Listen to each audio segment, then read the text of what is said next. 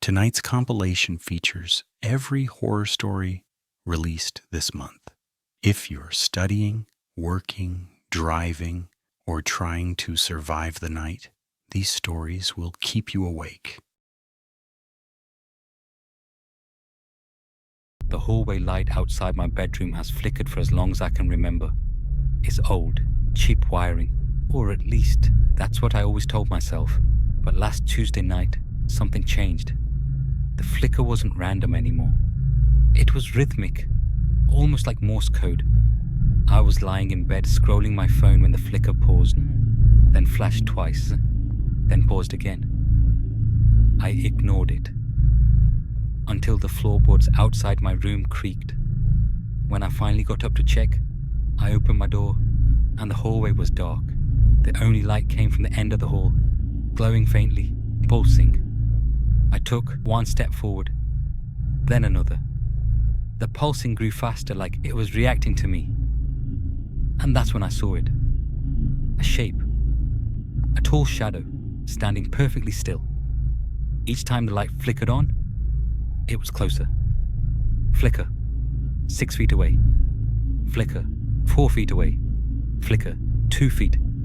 I slammed my bedroom door shut. The light stopped flickering for the first time in years. Silence. Then, a single knock. Slow, heavy, and impossibly deep. I didn't sleep that night.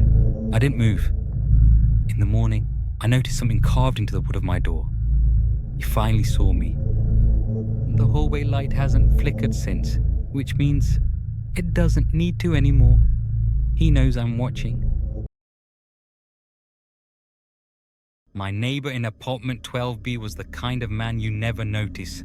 Quiet, doesn't greet you, never answers his door, never takes out his trash when anyone else is around. If you asked me to describe him, I couldn't. Just average. A shadow in the hallway. The only reason I ever thought about him at all was because of the noise. Every night around 3 a.m., I'd hear something heavy dragging across the floor. Slow, scraping, back and forth, for nearly an hour. I assumed furniture.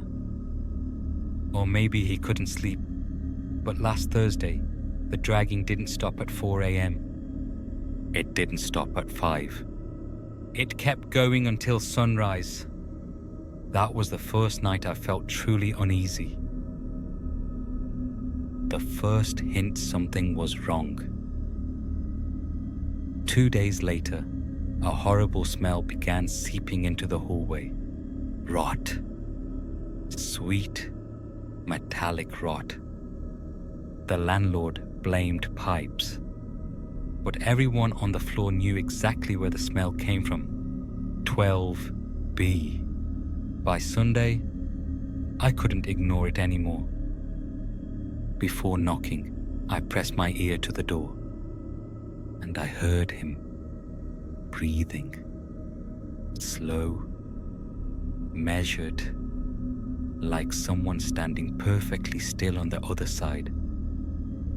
When I knocked, the breathing stopped, just like that. Cut off. I waited. No reply. I left as quickly as possible. The night I saw inside. Monday night, something woke me. A sharp, metallic clang from the hallway. I cracked my door open and peeked through the gap. Apartment 12B's door was wide open. No light. Just a black rectangle leading into deeper black. I should have shut my door, locked it, gone back to bed. But curiosity kills more than cats. I took one quiet step into the hallway. That smell was overwhelming now. Rotting meat mixed with sanitizer. My eyes watered. "Hello?" I whispered. No response. I clicked my phone flashlight on and pushed his door fully open. That's when I saw the photographs. Hundreds of them, pinned to the walls, covering every inch of the hallway inside his apartment. Every photo was of people sleeping. Men, women, children. Each picture was taken inside their home, sometimes inches from their faces. I felt my stomach drop. Then I froze, because halfway down the wall, I saw a photo of me sleeping in my bed, taken from less than a foot away. I started backing up when the dragging sound started again. But this time, it wasn't coming from inside his apartment. It was coming from behind me, from the hallway. Footsteps followed, slow, deliberate. I turned around. A tall figure stood at the end of the hallway, silhouette perfectly still, like he'd been waiting for me to notice. The dragging sound continued. Not furniture, not boxes. He was dragging something long and heavy behind him, a top, soaked through with dark stains. The collector speaks. "Don't go in there," he said calmly. His voice was soft, disturbingly soft, like someone trying not to wake a child. He took one step toward me. I stumbled backward into his apartment. He raised a hand. "I need you to understand," he whispered. "I only take things worth keeping." His eyes shifted past me, toward the wall with my photo. "That one," he said. "That one is my favorite." I bolted. I sprinted deeper into his apartment, turning blindly into the darkness as he dragged that heavy tarp toward the doorway. I slammed myself into what felt like a storage room. I shut the door quietly, hands shaking. But the smell. God, the smell. I turned on my flashlight. Dozens of glass jars lined the shelves. Inside each jar, something floated. Fingers, teeth, pieces of faces. One jar had an entire ear pressed against the glass. I gagged, covering my mouth, and then I saw it. A jar on the bottom shelf with a label already written in marker. A 13. Bedside. My apartment number. My room. Where he planned to take something from me next. The ending he chose. He pushed the door open slowly. He didn't rush. He didn't yell. He just watched me with calm, patient eyes. "You shouldn't look at things not meant for you," he said softly. I backed against the shelves. "You've already taken pictures of me," I whispered. He smiled. That was before. He stepped into the room. "Now, I collect memories." He raised something in his hand. A small hooked knife, glinting under the flickering hallway light behind him. I dove for the opposite side of the room. The shelves toppled as I slammed into them, glass shattering everywhere. He lunged. I crawled past him, cutting my hands, slipping in whatever fluid those jars held. I don't remember getting to the hallway. I don't remember getting inside my apartment. I remember one thing. As I slammed my door shut, he whispered through the crack, "You won't run far. I already know how you sleep." The aftermath. I called the police. They searched 12B. It was empty. Completely cleared out. No jaws. No photos. No top. No smell. They said the apartment had been vacant for months. That no one lived in 12B. That no one had lived there since the last tenant mysteriously disappeared. They didn't believe me. No one does. But I know what I saw. I know what he said. And every night since, when I'm just about to fall asleep, I swear I hear it. Click. A camera shutter. Somewhere in the dark of my room. I moved into my new apartment 3 weeks ago, top floor, Unit 7C. It wasn't perfect. Cracked paint, thin walls, ancient radiators. But it was cheap and quiet. The entire floor above me was storage. No residents, no noise. At least, that's what the landlord said. The first night I heard footsteps, slow, measured. Walking directly above my bed, I laughed it off. Old buildings do that. Creaks, settling beams, expanding pipes. But the steps were too steady, too deliberate, too heavy. At 2:14 a.m., the walking stopped. Then something scraped across the floor above me, like a chair being dragged. I checked the email from the landlord just to be sure. 7th floor, storage only. No tenant access. I barely slept that night. The second night. The footsteps returned.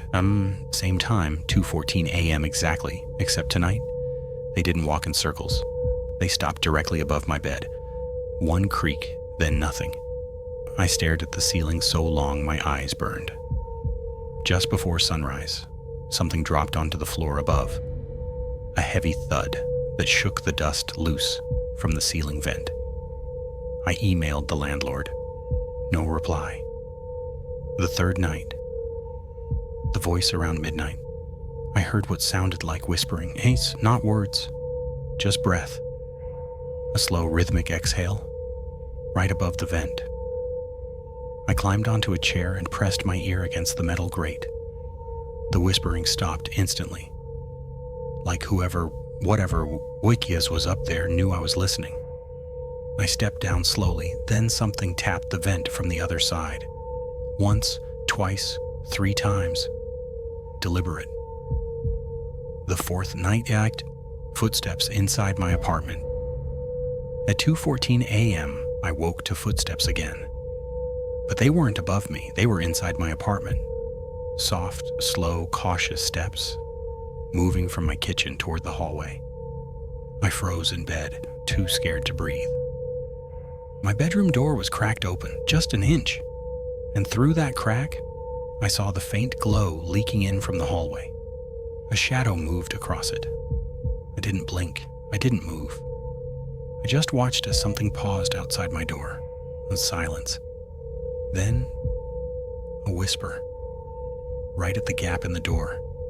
You hear me? My entire body locked up. I didn't sleep, I didn't move until the sun came up. The investigation, I stormed downstairs the next morning and demanded access to the floor above me. The landlord finally agreed, reluctantly, and unlocked the door to the 7th floor. The entire place was empty. Dust everywhere. Broken furniture stacked in corners, no footprints, no signs anyone had been living there. The landlord pointed at the ceiling beams and said, "Old wood. Sound travels weird." I knew he was lying. He rushed us back downstairs and locked the door behind us.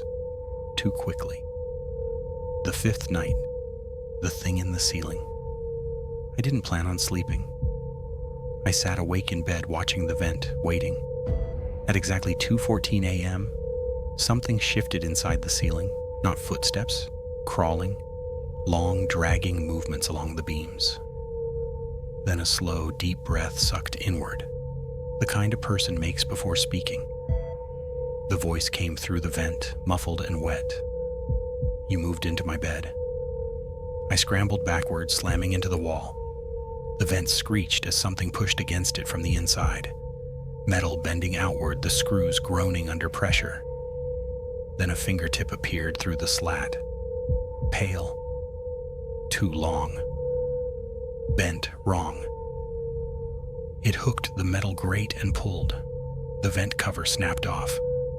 Dust exploded into the room as something inside the ceiling shifted toward the opening. Closer, closer. Until two eyes appeared in the darkness. Not glowing, not animal, just human, but wrong. Too still. Staring straight at me, watching, studying. Like it had been waiting for years. The voice slid out again. You hear me, you see me, now I live below. The thing retreated back into the ceiling. The apartment fell silent. I bolted from the room, ran out of the building barefoot, and I haven't gone back. I don't sleep in apartments anymore, not under anyone, not above anyone. Because now I understand something the landlord never told me. There were no tenants above me.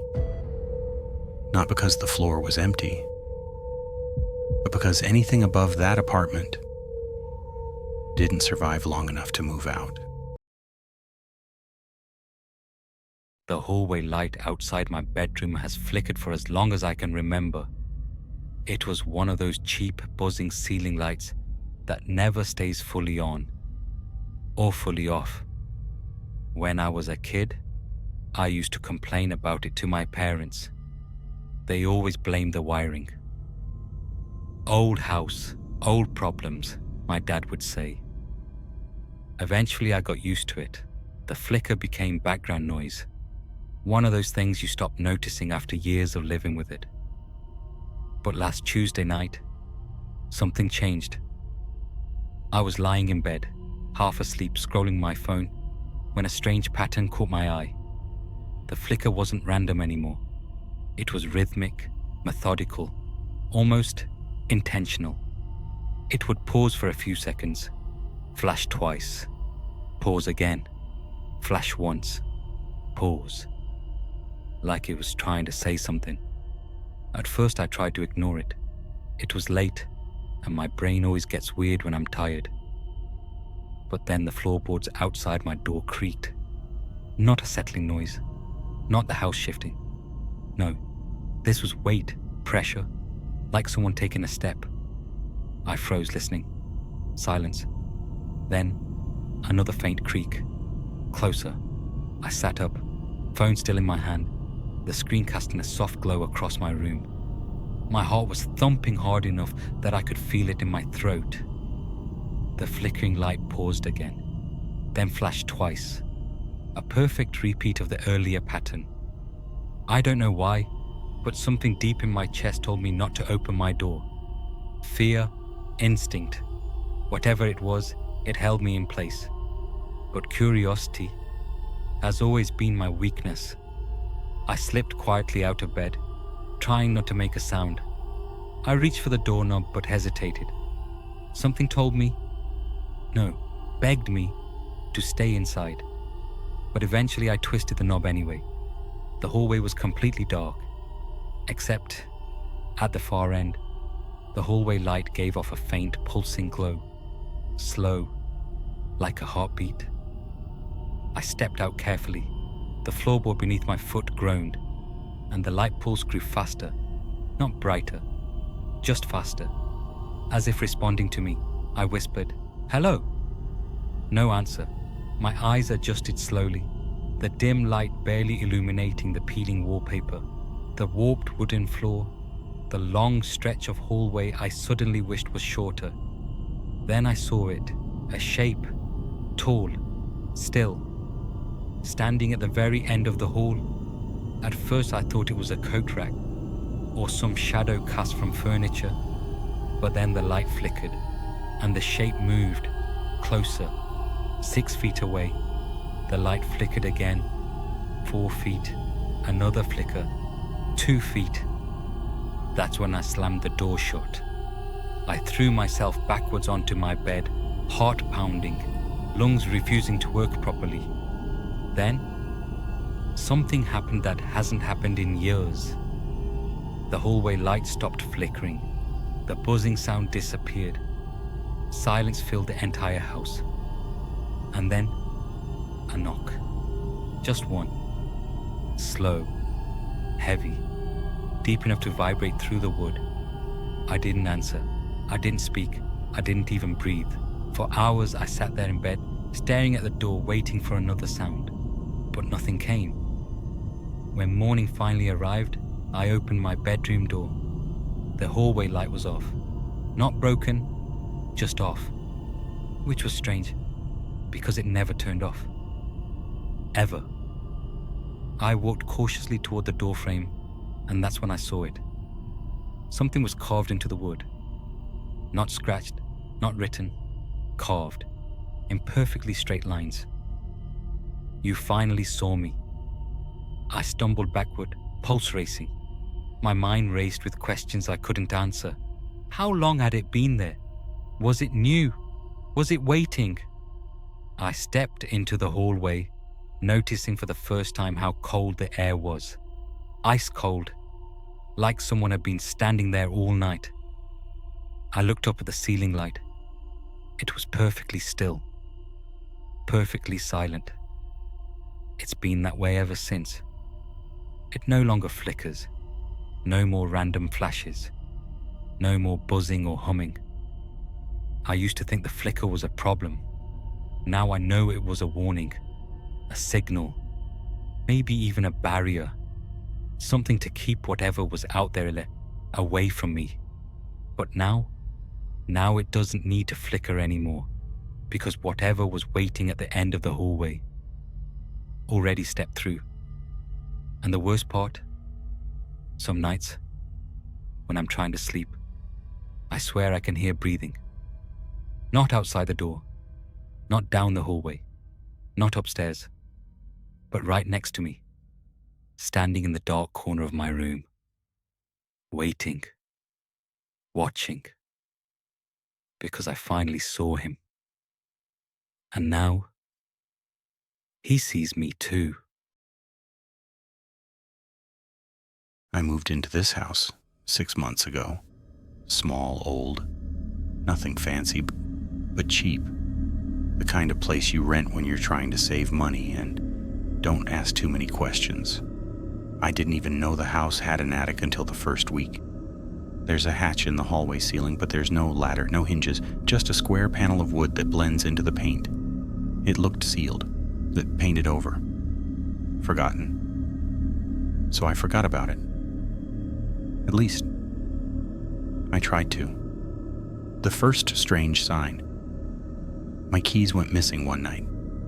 I keep them on a hook by the door, always. But they were gone. I tore the living room apart, checked the pockets of every jacket I owned. Nothing. The next morning I found them on my kitchen counter, right in the middle, neatly placed, like someone had set them down, but I live alone. I told myself I'd misplaced them. Stress, overthinking, lack of sleep. That was excuse number one. The floorboards at 3 a.m. 2 nights later, I heard footsteps. Not downstairs, not on the porch, above me, in the attic, slow, cautious, weight shifting across dusty boards. At first, I thought it was possums or raccoons, but the steps were too heavy, measured, human. They moved from one side of the house to the other, stopping directly above my bedroom.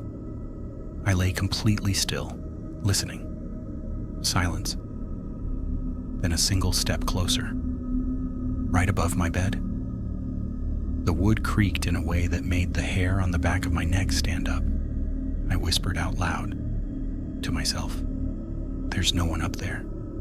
That was lie number 2, the hatch that wasn't sealed. The next morning I examined the attic hatch, except something was off. One of the corners was slightly lifted, as if fingers had pried it open during the night. The paint around the edge was chipped, freshly chipped, tiny flakes on the floor below it. Someone had opened the hatch recently. I stood there staring at it for a full minute, trying to process the thought. If someone was living up there, how long had they been in my house? How many nights had they stood above me, listening? I pushed the thought out of my head and called pest control. They checked the roof cavity. No animals, they said, not even droppings. But when they lowered the ladder, I noticed something behind them. A single footprint in the dust. Human. Bare.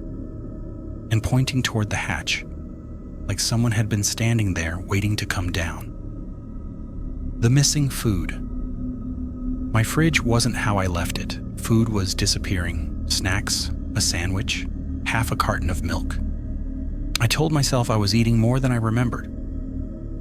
Lie number 3. But when I saw the cupboard door swinging open at 3 a.m. and heard the scuttle of footsteps rushing upward toward the attic hatch, I knew I wasn't alone. The night I saw the rope, I woke up to a faint sound. Creak, creak, creak. I stepped into the hallway and froze. A rope was hanging from the attic hatch. Not a ladder, just a rope. Someone had lowered it from inside. Someone was coming down, or had just gone up. The rope was swaying gently, as if recently touched. I backed away, slowly, and the ropery stopped swinging. The attic hatch above me, still slightly open, breathed warm air onto my face. Someone was directly above me, breathing, listening. The attic door opens. At 4 a.m., I heard a noise so soft it barely registered. Click. I opened my bedroom door and looked up the hallway. The attic hatch was open, completely open, a dark square mouth staring down at me. I raised my phone flashlight, and that's when I saw it. 2 pale fingers curled over the edge of the attic opening. Then a second hand. Then a head. A face I didn't recognize, staring down with wide, excited eyes. The man whispered, "You finally noticed me."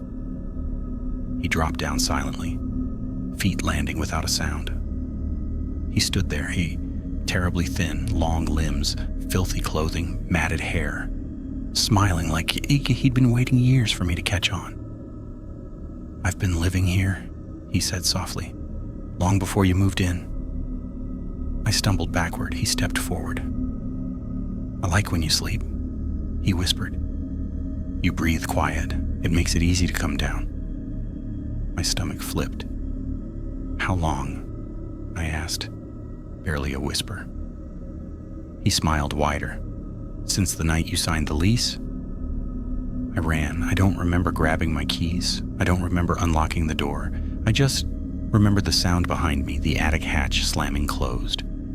The aftermath police searched the attic. They found blankets, empty food containers, hundreds of photos of me sleeping, a small radio, a rope tied to the ceiling beam, a notebook full of times I walked, slept, or showered. They said the man must have escaped through the roof. They said I should feel lucky. I woke up when I did. But here's the part I can't forget. On the back of one of the photographs, a photo taken from only inches away, someone had written, "I only come down when you're dreaming." My job at the hospital was simple. Night security, check the cameras, walk the halls, keep everything quiet. Nothing ever happened on my shift. Until the night we lost Nurse Evelyn Brooks. She vanished during a routine patient check. No sign of struggle. No breach on any door, no alarms. Just gone. The only clue we had was the footage she recorded on her body cam. For legal reasons, the footage was never released. Most of the staff never saw it, but I did. And I wish I'd never pressed play. The first minute looked normal. Evelyn walked down the east wing toward room 319. She was humming softly, nothing strange. But as she got closer to the room, the audio picked up a faint clicking sound. Sharp, fast, like someone tapping metal on concrete. She stopped and looked around. There was no one else in the hallway. She whispered to herself, "Maybe maintenance again?" Then she opened the door. Inside the room, the lights flickered. The bed was empty.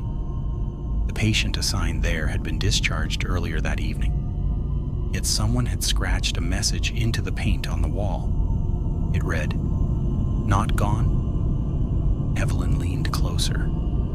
The clicking sound grew louder, faster, almost frantic. She aimed her camera toward the bathroom inside the room. The door was closed, but the clicking now came from directly behind it. She called out, "Hello?" No answer. She reached for the doorknob. Before she touched it, the bathroom light switched on by itself. She stepped back. Her breathing hitched. She raised the camera to her chest. Then the bathroom door opened slowly and the clicking stopped. There was nothing inside, but the shower curtain was moving, very slowly, as if someone had just stepped behind it. Evelyn whispered, "Is someone in here?" Still no answer. She should have left right there, but protocol said she had to check. She pulled the curtain open. The shower was empty, but the tiles were wet. Fresh wet. Like someone had been standing inside only seconds earlier. The camera glitched for the first time. A quick burst of static. When the picture came back, something new had appeared on the mirror. A handprint. Not smeared. Not faint. Pressed clearly into the fogged glass. Evelyn gasped. She stepped back again and the camera caught her reflection. But something else was behind her. A silhouette. Tall. Featureless. Standing directly in the doorway. The moment she turned around, the camera cut to static again. When the feed resumed, she was running down the hallway. The camera shook violently, bouncing against her chest. Doors blurred past. Lights flickered overhead. Every few seconds, the image glitched, and each time it returned, the silhouette appeared closer, sometimes at the far end, sometimes halfway down the hall, sometimes only a few steps behind her. The final clear frame from the footage showed her turning a corner into the storage wing. The silhouette stood at the opposite end. Then the video froze. After a few seconds, the screen went completely black, but the audio continued. Her footsteps, her breathing, then a heavy thud, followed by the dragging of something across the floor, then silence. When we checked the storage wing, every shelf had been knocked over, supplies scattered everywhere. But there was no blood, no torn clothing, no sign of a struggle. Just one thing written on the inside of the storage room door. "You looked for me." The police searched for hours, days, weeks. They never found Evelyn, not her body, not a trace. But sometimes on night shifts, I see something on the monitors, a figure standing at the end of a hallway, tall, still, motionless. Whenever I zoom in, the feed glitches for a moment, and when it comes back, the figure is gone. But one time the camera flickered for only a split second. And in that instant, written on the floor, outside room 319, I saw a single word. Closer. My name is Daniel Holt, Corrections Officer number 47, Stonegate Penitentiary, night shift. This footage was recorded on my final shift. If you're watching this, it means they found my body cam, but not me. Everything you hear is real. Everything you see is evidence. Chapter 1. Inmate Complaints. Stonegate is old. Built in the 1940s, concrete, rusted bars, and steel doors that never fully shut. For months, inmates in Block D filed the same complaint. Scratching in the walls, footsteps in empty cells, whispering through the vents. Administration said it was animals. Maintenance said it was old plumbing. but every inmate drew the same thing on their forms. A figure, tall, twisted, crawling through the walls. 9 inmates requested transfers, 3 were denied. 2 of those went missing inside the facility. We were told they escaped. I never believed that. Chapter 2. The first sign. Something was wrong. At 2 a.m., the camera feed for cell D16 went dark. Every other feed was clear. Only that one failed. D16 was where the first inmate vanished. I took my flashlight and walked down the block. Stonegate always feels cold at night. But this time the air felt wrong, like it was moving without a breeze. Halfway down the corridor, I stopped. One of the cell vents was bent outward, not pried open, pushed open from the inside. Something behind the metal scraped slowly, like long fingers tracing the steel. I stepped back and grabbed my radio. Static, every channel. Chapter 3. Body cam recording begins. I turned on my body cam. I wanted proof of whatever was happening inside Block D. The vent rattled. Then I heard breath. Slow. Deep. Not human. I whispered into the camera. There is something inside the walls. The vent suddenly went silent. Completely still. Then from inside the wall, something responded. You hear me? I nearly dropped the camera. Chapter 4. The Evidence Room Discovery. I ran straight to the security office. All footage from Block D had been erased. Not corrupted, deleted manually. Only one clip survived. A still frame from D16. A dark shape pressed against the concrete. Arms stretched far too long, head tilted the wrong direction, eyes reflecting light like an animal. Below the image was a note. Do not enter Block D after 2 a.m. No name, no signature, no explanation. I realized none of us were supposed to see that footage. Chapter 5. The hole behind cell D18. I followed a trail of deep gouges along the wall towards cell D18. That cell had been closed for years. Its door was partially open. Inside, dust covered everything except one spot. The back wall had been torn open. Not by tools, by hands. Human-sized holes with claw marks dragged downward. The air inside the hole was warm, alive. My camera caught something shifting in the darkness, not fully seen, only felt. A voice whispered from within, "You work above me." I stumbled backward and then I heard it. Steps, fast inside the walls, moving toward me. Chapter 6. The Last Recording. My body cam footage captured the rest, crawling above me, across the ceiling, under the floor. Every surface vibrated as something hunted from inside the structure. Dust rained down. Bars shook. I ran down the corridor as the lights exploded overhead, each bulb bursting in a straight line, like something was chasing me on the ceiling beams. I reached the exit, but the steel door slammed shut. Outside, something pressed its face to the small window, watching, breathing slow, heavy. "You sleep above me now." The lock clicked, on its own. I fled toward the control room. The footage ends with a scream and the sound of tearing metal. That was the last moment anyone saw me. Chapter 7. The next morning, officers found Block D abandoned. No sign of Daniel Holt, only his damaged body cam lying beside cell D18. Investigators found fresh scratch marks across the entire block. Deep grooves carved into the concrete walls, all pointing toward one message etched into the floor. "You hear me? Block D is now sealed. Administration denies all allegations." But officers working the night shift report strange noises inside the walls. Footsteps, breathing, whispering. Some say the thing that lived beneath Block D is still there. Others believe it followed Daniel into the building above. No one has opened cell D18 since. My name is Liam. Nothing in my life was what you would call interesting until I brought the doll home.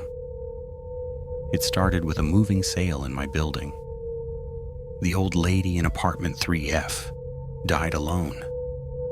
No family, no visitors, just a quiet woman who fed pigeons and argued with the landlord about heating. When she passed, the landlord cleared her place out in one day. Most of her things went into cardboard boxes in the lobby with a handwritten sign. Take what you want. Free. I should have walked past.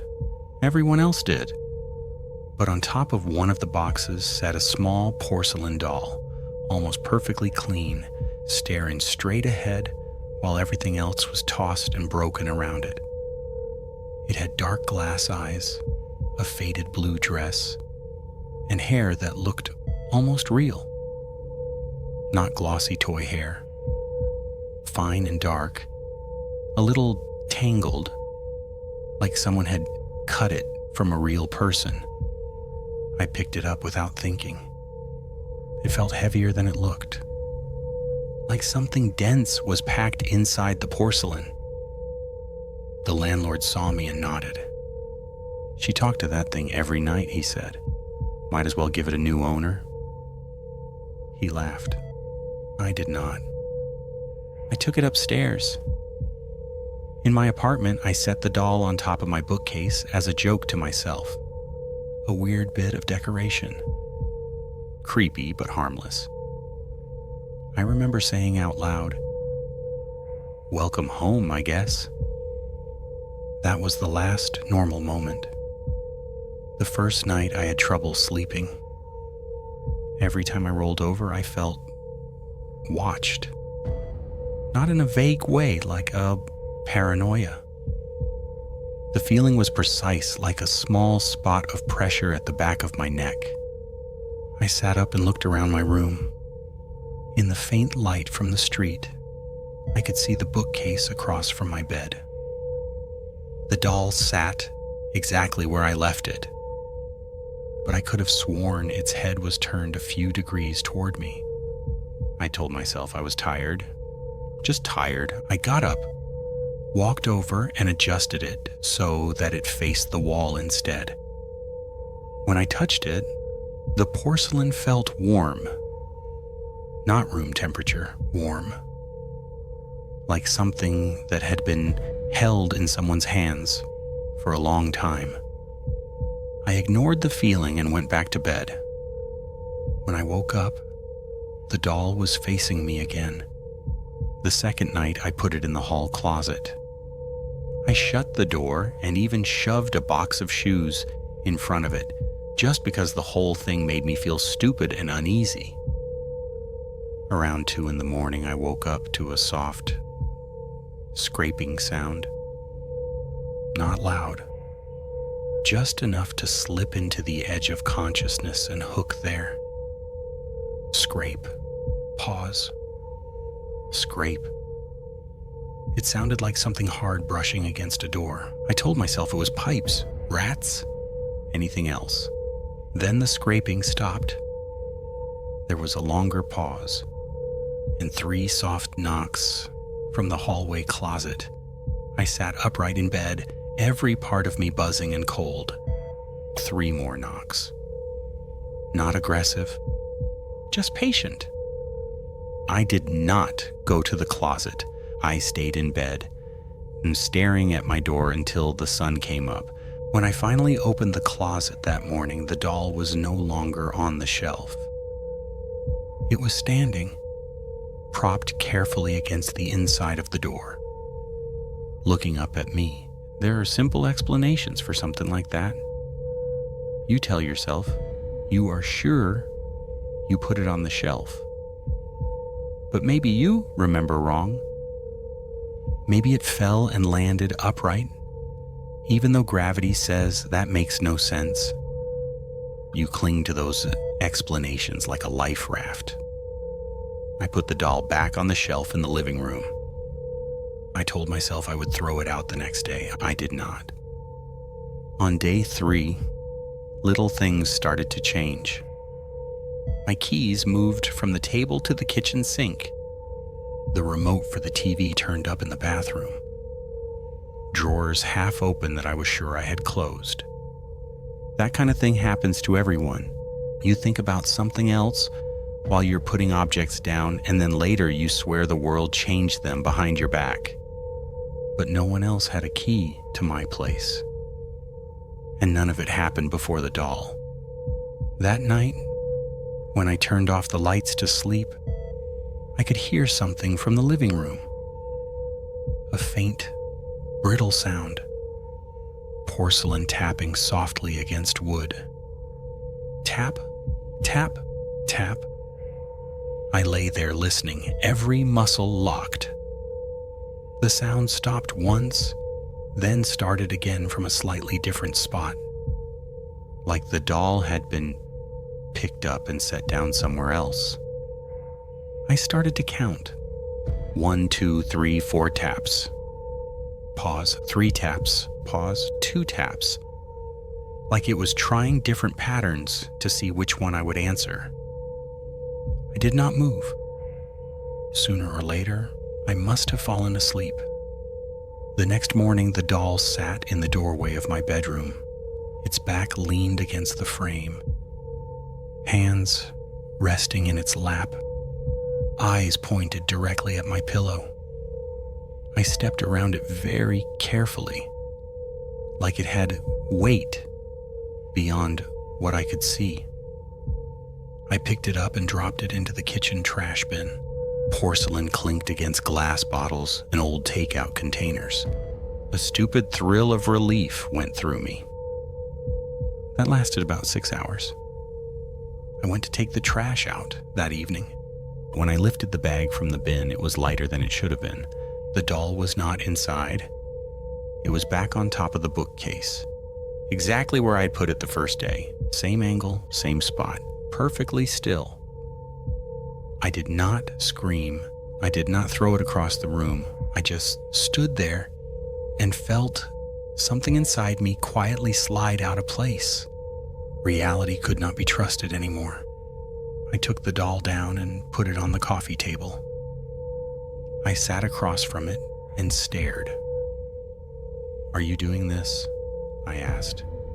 It was a ridiculous question talking to a piece of porcelain, but the silence in the room felt thick and waiting. I swear to you, the air changed. It felt like someone else was in the apartment, standing right behind me, not touching me, just close enough to feel the edge of their presence pushing against my skin.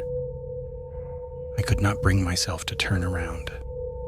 Instead, I looked into the doll's eyes. They were only glass, but the light in them seemed deeper than it should have been, like I was looking down a tunnel, not at a solid surface. A thought slid into my mind, and it did not feel like mine. "Leave me where I am." The words were not spoken out loud, but I heard them as clearly as anything I have ever heard. I stood up so fast the chair fell over. I grabbed the doll, opened the window, and threw it out into the alley. I heard it hit something metal, and then the sharp sound of porcelain cracking. My heart hammered in my throat. My hands shook. I shut the window, locked it. I slept for the first time in days. Deep, it's dreamless. When I woke up, the doll sat on my chest. Hair spread over my shirt. Face inches from mine. Cracked down one side, but whole. Its weight pinned me to the bed. I could not breathe for a second. Then it slowly slid off as if an invisible hand lifted it. It landed softly beside me. I got up very carefully. There is a point where you stop asking if something is really happening and start asking what it wants. I did not try to destroy it again. Instead, I moved it back to the bookcase exactly where it wanted to be. The apartment felt instantly lighter. Objects stopped moving. The tapping ceased. The whispering presence faded. For 2 days, nothing happened. I began to think I had imagined it all, until I came home from work and found something new. On the coffee table, in front of the couch, there were photographs, printed on old, curling paper, laid out in a neat row. All of them were of the old woman from 3F. In every picture, she sat in her apartment talking to the doll, sometimes smiling, sometimes crying.